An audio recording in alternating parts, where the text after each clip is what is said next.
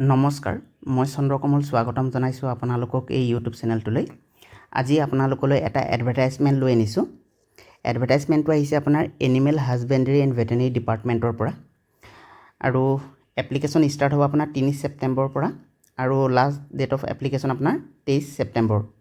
total 200 post ওলাইছে যে পোষ্টটো হৈছে আপোনাৰ ভেটেৰিনেৰী ফিল্ড এছিষ্টেণ্ট আৰু এটছ টোটাল 200 পোষ্ট এখন অফিচিয়েল নোটিফিকেশন হয়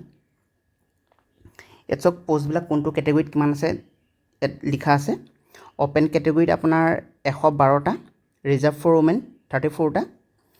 reserve for OBC and MOBC 73টা আৰু ৰিজাৰ্ভ ফৰ টি ট্ৰাইবছ দুটা ৰিজাৰ্ভ ফৰ ওমেন 22টা ৰিজাৰ্ভ ফৰ এসসি আপোনাৰ 5টা আৰু ৰিজাৰ্ভ ফৰ ওমেন এটা ৰিজাৰ্ভ ফৰ আপোনাৰ এসটি প্লেনছৰ 10টা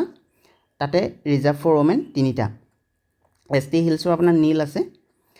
আপোনাৰ টোটাল হৈছে আপোনাৰ 20টা আৰু ৰিজাৰ্ভ ফৰ ওমেনৰ আপোনাৰ 60টা তাতে আপোনাৰ এক্স সাৰ্ভিসমেনৰ আছে আপোনাৰ 4টা post scale of pay to দিয়া আছে পেমেন্ট টু 14000 টু আপোনাৰ 70000 আৰু গ্ৰেড পে 6200 টকা এজ টু চাই লওঁ এজ আপোনাৰ মিনিমাম 18 ইয়াৰ্স হ'ব লাগিব আপোনাৰ 1 জানুৱাৰী 2026 চনলৈ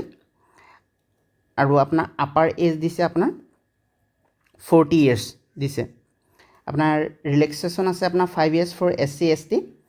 3 ইয়াৰ্স ফৰ ওবিসি এমওবিসি আৰু 10 ইয়াৰ্স ফৰ পিডব্লিউবিডি and 2 years for ex servicemen candidates এখিনি ৰিলেক্সেশন আছে বাকি আপোনাৰ এডুকেশনাল কোৱালিফিকেশন চাওঁ ইয়াত কি কৈছে আপোনাৰ ফুল টাইম আপোনাৰ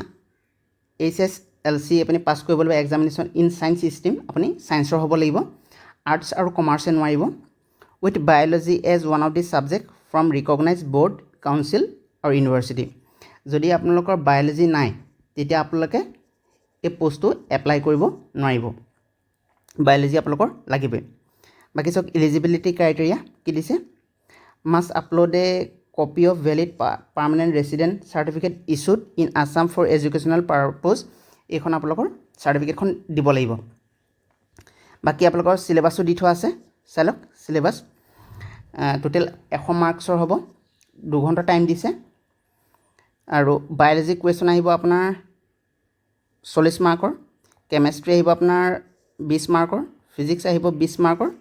আৰু জেনাৰেল এৱাৰনেছ আহিব আপোনাৰ 20 মাৰ্কৰ টোটাল 100 মাৰ্কস হৈ যায় আৰু ষ্টেণ্ডাৰ্ডছ অফ আপোনাৰ হাই সেকেন্ডাৰী সায়েন্স লেভেলৰ হ'ব 100টা কোৱেশ্চন থাকিব বাকি ম্যান্ডেটৰী 1 ইয়াৰ ট্ৰেইনিং লাগিব যিখন আপোনালোকৰ সাৰ্টিফিকেট পাব কি কৈছে the selected candidate shall have to undergo a 1 year training in elementary knowledge of animal husbandry and veterinary science এখন আপোনালোকৰ 1 year training সাৰ্টিফিকেটখন লাগিব আপোনালোকক অনলাইন এপ্লাই কৰোতে বাকি application fees there will be no application fees for all categories of candidates কোনো application fees নালাগে আৰু আপোনালোকৰ অনলাইন এপ্লিকেশন কোড স্টাৰ্ট হ'ব animalhusbandry.assam.gov.in এখন আপোনালোকৰ অফিচিয়েল নোটিফিকেশন আছে আপোনালোকে এখন অফিচিয়েল ওয়েবসাইটলৈ গৈ পিনে ডাউনলোড কৰি চাব পাৰিব বাকি অনলাইন এপ্লিকেশন দেখিছে 3 ছেপ্টেম্বৰৰ পৰা ষ্টাৰ্ট হ'ব আৰু লাষ্ট ডেট আপোনাৰ 23 ছেপ্টেম্বৰ